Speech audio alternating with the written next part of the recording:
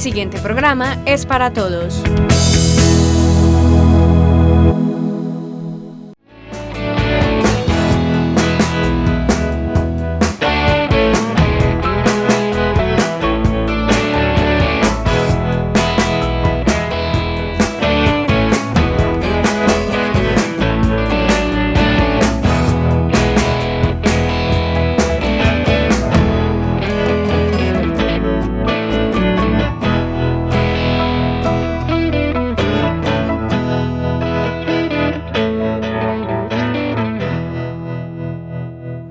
Televidentes de Tinteando con la Firma, buenas noches. Nuestro tinto de hoy, que es de Café La Traviesa, café de origen, no lo vamos a tomar con un invitado muy de la casa, y es el doctor Alberto Arroyave Arroyave, quien es abogado de la Universidad de Antioquia. Don Alberto, bienvenido a Tinteando con la Firma, buenas noches. Y bachiller del Liceo Juan de Dios Uribe Andes, a mucho honor y mucho orgullo. Lo siento en el alma, y hay veces que recorro ese lugar y revivo muchas condiciones de mi juventud, que unas son muy agradables y otras de pronto un poquitico que dejan un espacio para la tristeza y el recuerdo.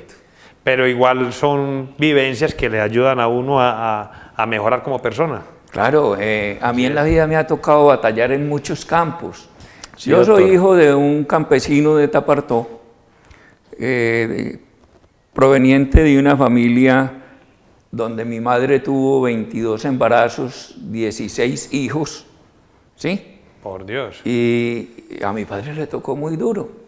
Y fuera de eso hablábamos ahorita fuera de cámara, doctor Alberto, que ustedes, ese Arroyave, tienen su parentesco. Claro, mi padre y mi madre son primos hermanos. Mire pues. Y entonces... A ver, hombre, pero la razón de ser del matrimonio de mi papá y mi mamá era para la época muy simple. Las familias campesinas, como el núcleo social era dentro de ellos mismos, y Tapartó es un pueblo lleno de arroyaves. Mis abuelos... Claro. Mis abuelos vivían prácticamente en la misma casa, es decir, la distancia de la casa de mi abuelo materno a mi abuelo paterno, que eran hermanos, era escasamente, dígase, de 2 o 3 cuadritas. Y entonces, ¿qué pasaba? Yo creo que por esa formación social, familiar que se vivía en la época, con quien más se conocían las personas entre sí en las veredas era la familia. Claro. Y venía el vínculo. Claro que sí. Y de pronto yo creo que desde muy temprano mi papá le dijo a mi abuelo Adán, Ana Delia tiene que ser mía. No me diga, ¿sí? Mire pues. Además, doctor, mi mamá era muy bonita. Imagínese, doctor, ¿de cuántos años estamos hablando? ¿Cuánto hace puede hacer? Eso hace muchos años. Le cuento que mi mamá el 31 de diciembre cumplió 96 años. ¡Ah, jue madre! ¿Sí? Mire, por Dios. Entonces, 100 años después todavía hay muchos arroyaves en Tapartó. Claro, yo pienso que sí. Mire, sí, todavía hay muchos. 100 años después. Es que en Tapartó hoy que es muy escaso el que no tenga que ver con un arroyave. O porque es amigo, porque es enemigo, porque es familiar. Cualquiera de las tres. Cualquiera de las tres. Así es, doctor, así es. Bueno, doctor, pero es que yo decía que aquí un invitado muy especial es porque usted, entre las muchas facetas de su vida pública, inclusive ha sido hasta presidente del Consejo de Administración de OPAN, inclusive colaborador de los inicios de Tinteando con la Firma cuando se llamaba Tertuleando. Hombre, vean, una de las cosas honoríficas que más me ha satisfecho a mí en la vida es haber pertenecido a esta casa. Cuando se inicia la televisión vía parabólica en este pueblo, que vino un señor de apellido, perdón, se me escapa en este momento, Fernando creo que se llamaba, vino y promocionó esto. Yo fui uno de los primeros que me inscribí para esa parabólica, que Claro. así se llamaba en ese tiempo. Porque en realidad la televisión acá era muy mala, sí. Horrible. Aquí andábamos con una guadua de techo en techo buscando a ver si encontrábamos una señal. Claro que Entonces, sí. cuando se apareció ese loco, con esa parabólica empezamos a hacer la programación. Luego se fundó una asociación y empezamos a tratar de meternos en el cuento de al menos mejorar las condiciones de la televisión. Claro. Y ya, lógicamente, después surgió la idea del canal comunitario. Y estupenda fue, y desde que se inició y que tuve la oportunidad de hacer parte del Consejo de Administración de AUPAN, todo el mundo con beneplácito recibíamos cómo el pueblo respondía al canal comunitario. Y para mí hoy es muy satisfactorio ver que tenemos una televisión gigante, Claro. que orgullo de mostrar. Uno ve, y por ejemplo yo tengo amigos que me han dicho, hombre, yo te he visto en televisión, Ajá. y te ves hasta bonito, y yo, pues que el que es bonito es bonito, el que es bonito es bonito. Así es, así es. Y gente en el exterior viendo imágenes de un canal comunitario, yo creo que eso deja mucha significación Claro. para los que nos hemos metido en este cuento.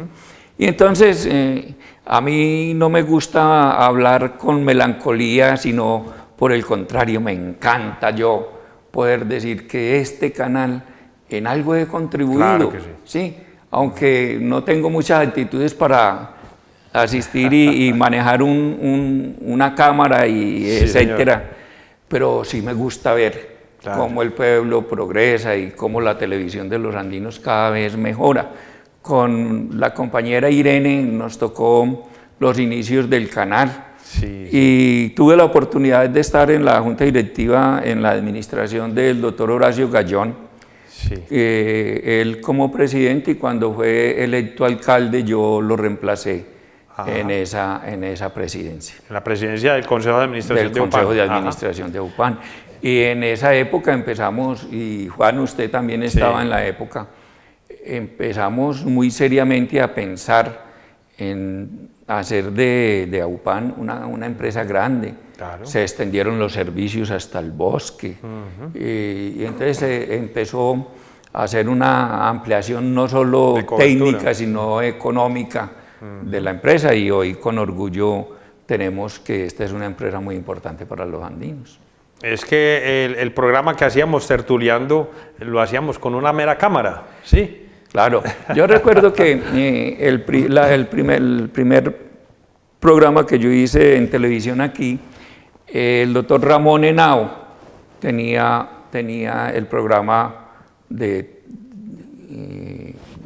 no recuerdo bien si se llamaba Tertuleando o no, pero era más o menos la idea. El doctor Ramón Henao era un juez penal del circuito de aquí, y hacía un programa muy orientado hacia la vía jurídica, y en varios programas lo acompañé con temas de índole jurídico. Mire, pues. Y posteriormente, entonces yo me encargué de empezar a hacer el programa Tertuleando, hasta que un día le dije a la directora, venga, ya es tiempo de que cambien ese viejito allá a todo tiro, él tratando de entrevistar a la gente. Sí, démosle la oportunidad a otro. Y quedó este otro viejito. Y quedó viejito. muy buenas manos, y lo ha hecho muy bien, y lo felicito, Juan. Gracias, doctor. Bueno, doctor, pero entonces, entre las muchas facetas,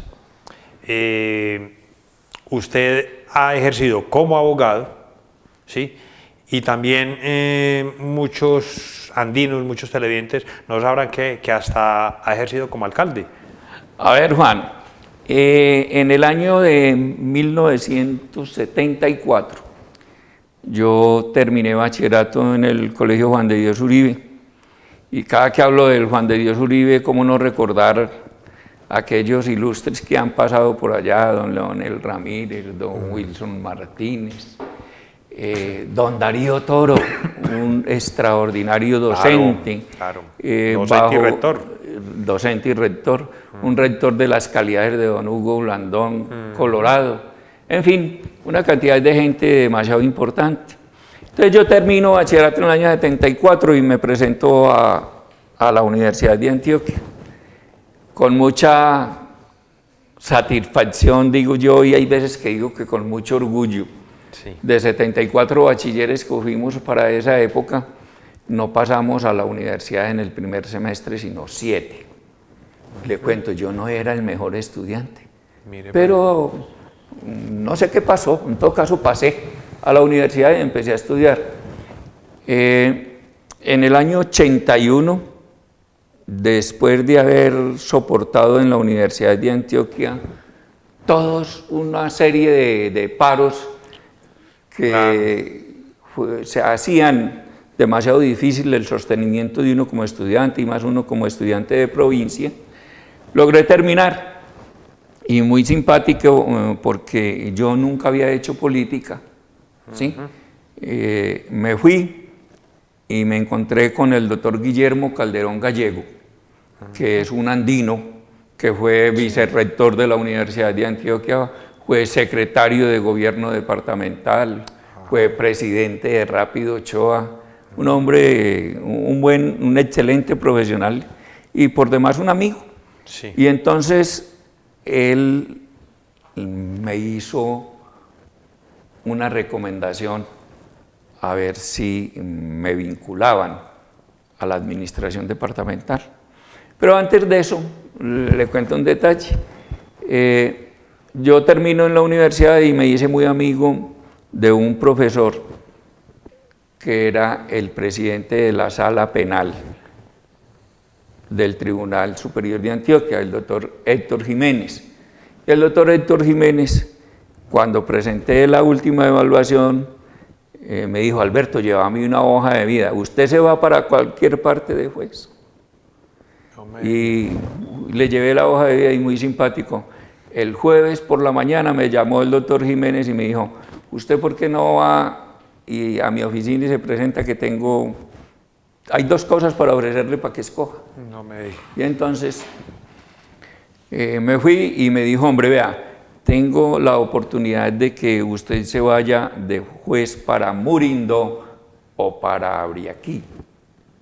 Y le dije: doctor Jiménez, le digo la verdad, yo llevé una hoja de vida a la gobernación el jueves y creo que hoy me determinan si me hacen un nombramiento. No, yo estoy buscando una inspección de policía, doctor Jiménez, Sí. para poder hacer lo que llamaban la judicatura en ese tiempo. Ajá. ¿Sí?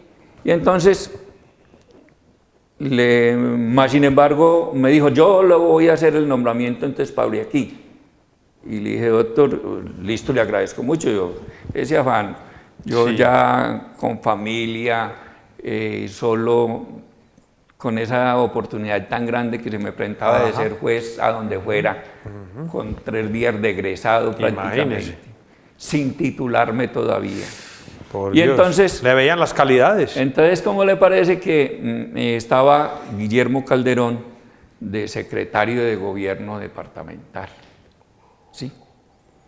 Y entonces me dice: Alberto, tengo la oportunidad de nombrarlo como alcalde en Caramanta, ¿usted se va para allá?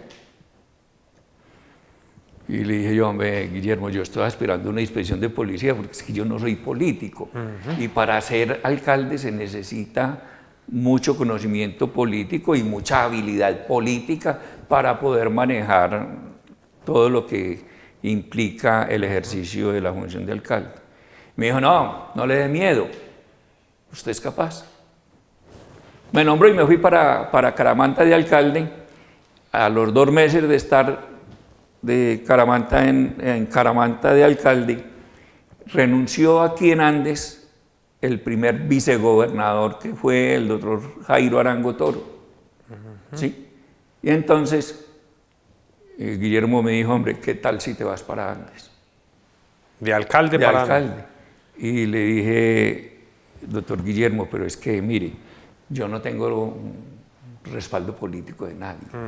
Yo entré aquí por la recomendación que usted me hizo. Y me dijo: no, pero es que el gobernador lo nombra, no es los políticos los que lo van a nombrar, lo va a nombrar el gobernador. Yo creo que vale la pena que le cuente lo siguiente. Yo llegué temblando aquí porque era un muchacho de 27 años. Por Dios. El alcalde más joven que tenía Antioquia en esa oportunidad. Y para hacerle un paréntesis, en esa época, como era de nombramiento de gobernador, generalmente los alcaldes eran esos políticos duchos de los pueblos que han tenido alguna representación política en los consejos municipales. Sí. Entonces, generalmente nombraban alcalde a una persona sin ningún tipo de profesionalismo, pero sí con mucha experiencia política. Entonces llegué aquí. Pero perdón, don Alberto, en ese tiempo entonces, los alcaldes eran nombrados por el gobernador. Por el gobernador. Sí, pero había un consejo también. Claro, había un consejo municipal. ¿Y cómo se nombraba ese consejo? Ese consejo municipal también por elección popular. Ah, el consejo sí era por elección popular. Sí, pero los alcaldes los nombraba el gobernador. Ah, ya. Y los nombraba y los removía del cargo.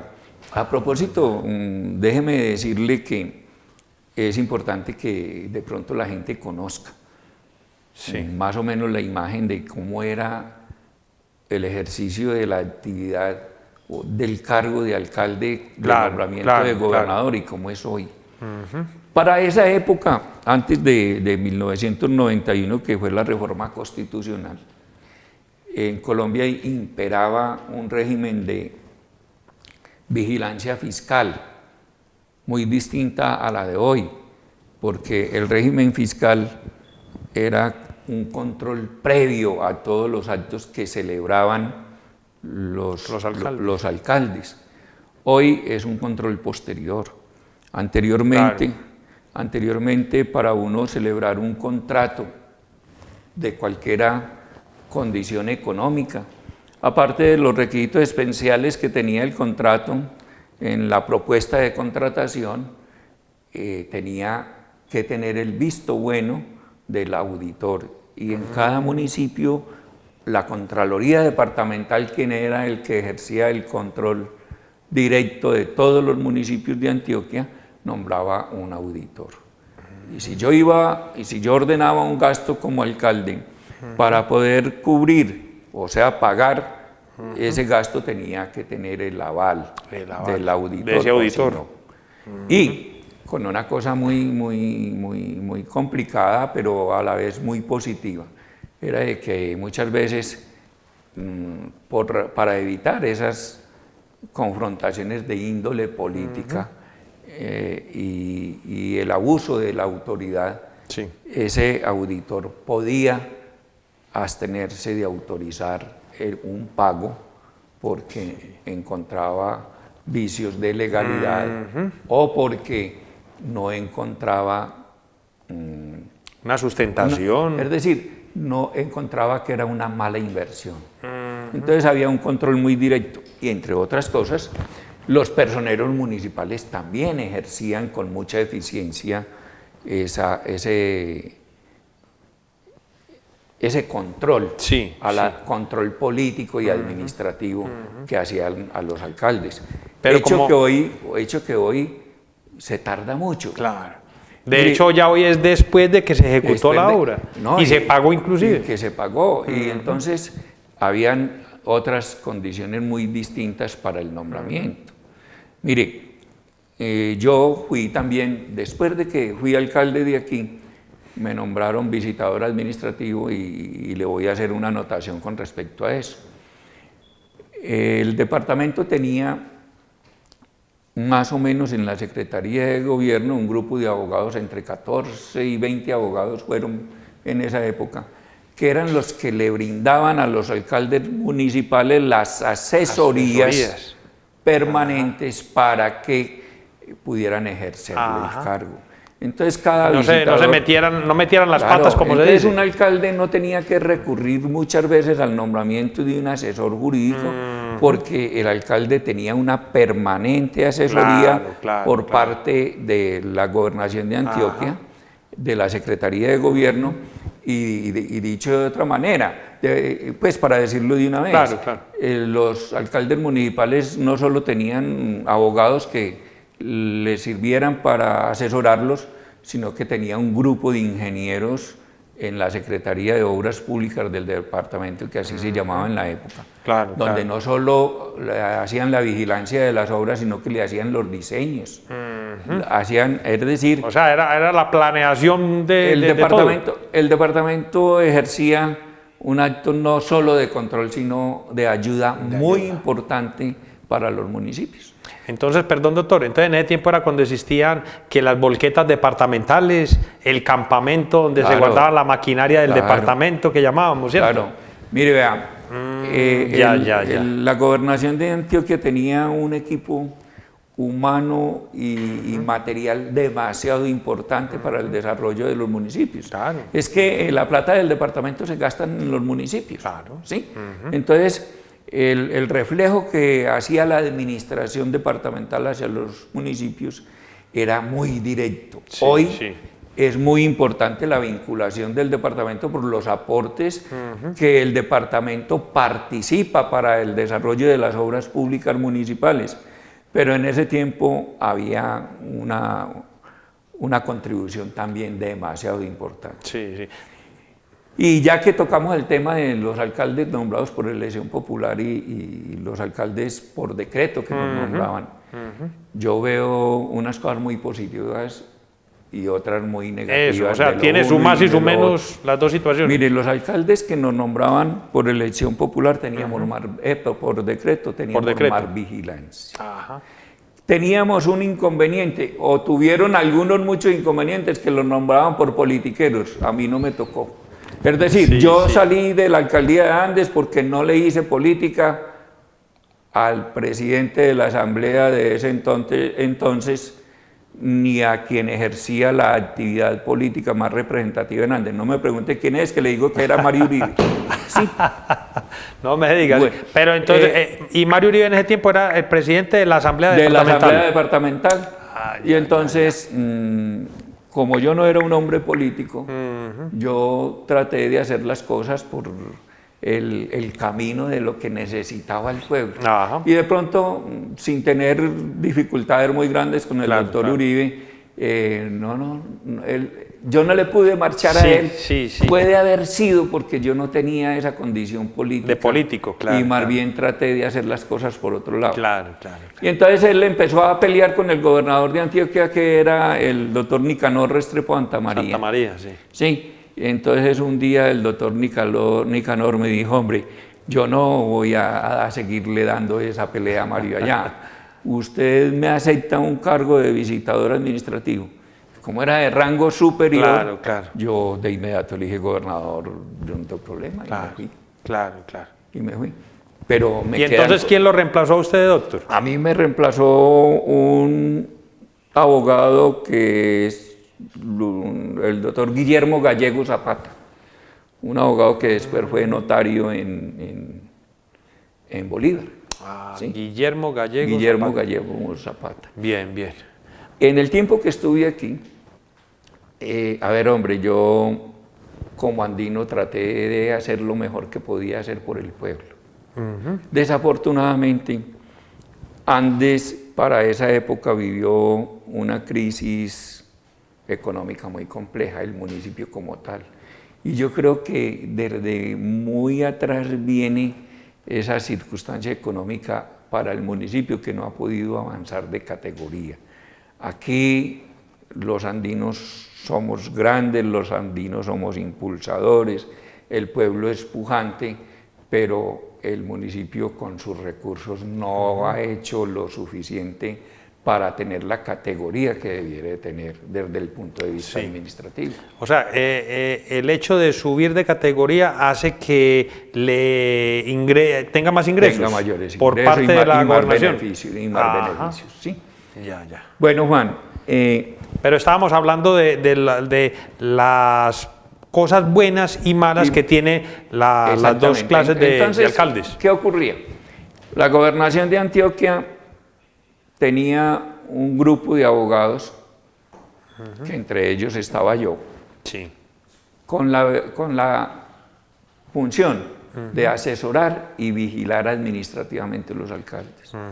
Entonces, cualquier ciudadano enviaba una queja contra un alcalde a la gobernación de Antioquia y de inmediato desplazaban un visitador administrativo A mirar qué tipo de conducta era la que había desarrollado, y de acuerdo a la valoración de la gravedad de la conducta, se procedía a declarar insubsistente al alcalde. a esa persona. Entonces, esa vigilancia hacía, no solo por temor, sino por respeto al cargo, que los alcaldes se midieran en su comportamiento. Es más,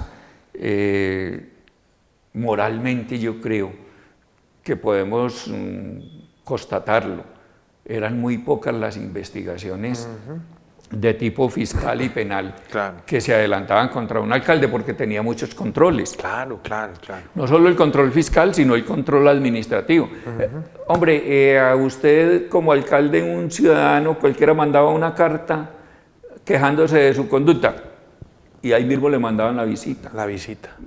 Si no había armonía con el consejo, le veníamos y le hacíamos una evaluación al alcalde, le hacíamos recomendaciones para que mejorara las condiciones y hubiera más acercamiento administrativo con el consejo.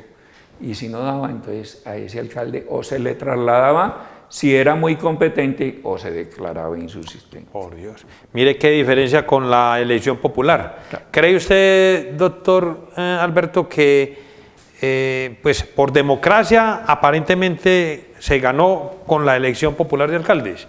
Pero ve uno también con tristeza la cantidad de alcaldes que están presos de cuenta de cometer una cantidad de errores. Claro, en Andes por fortuna hemos vivido unas administraciones donde, a pesar de que hayan habido investigaciones de tipo fiscal y penal contra algunos de ellos, no podemos todavía censurar a nadie por un comportamiento inmoral y de corrupción. Sí.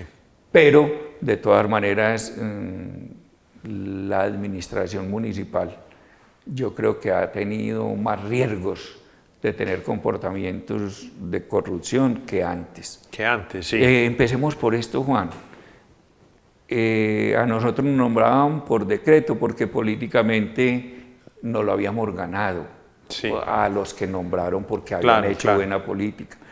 Y nos sacaban muy fácil.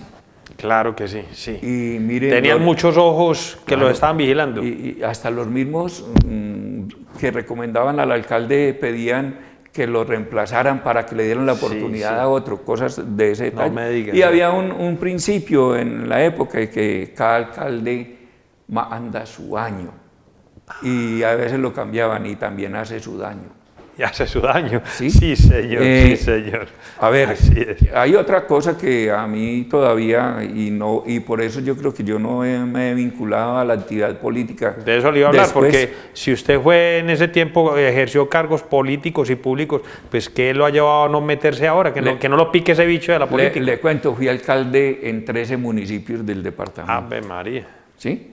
Entonces tuve mucha experiencia y de pronto yo pensé que algún día me iba a meter a la política, ¿no? Sí. Resulté volviendo a este pueblo volví a ser funcionario con la facultad de dar fe pública. Entonces me nombraron pública. notario. Ajá. Y entonces por allá me quedé otros 8 años Ave María. en la notaría. Sí.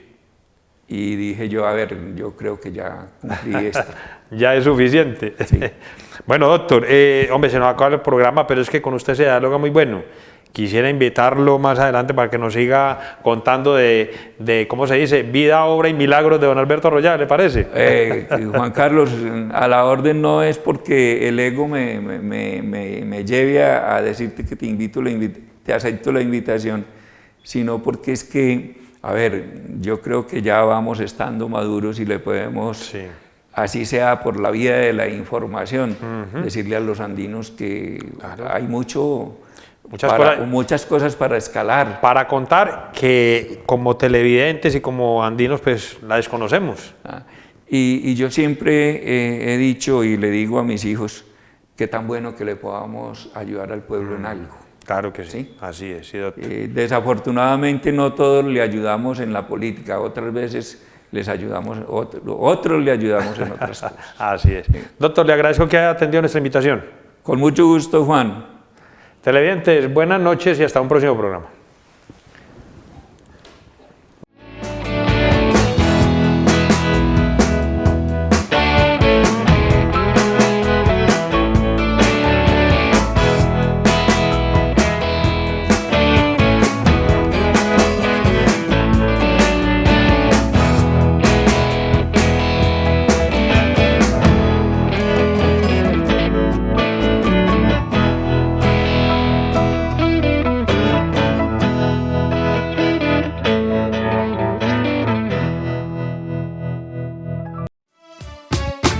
AUPAN, la televisión de los andinos.